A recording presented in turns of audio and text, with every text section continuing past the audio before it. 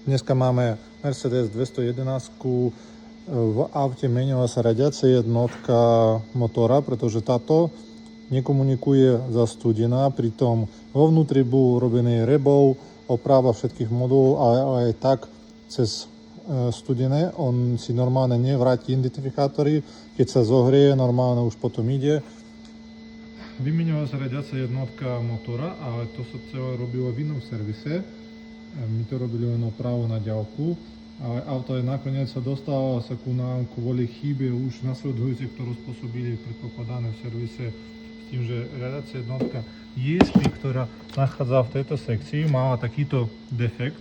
Bol vypálený tento kontakt kostrového kábla, ktorý prichádza do tejto jednotky. Akým spôsobom to urobili, fakt neviem, ale máme to. A po oprave tohto defektu momentálne v aute už nemáme žiadnu chybu, pretože predtým tu nám svietilo chyba ESP všetkých možných farieb, ale teraz už to je v poriadku.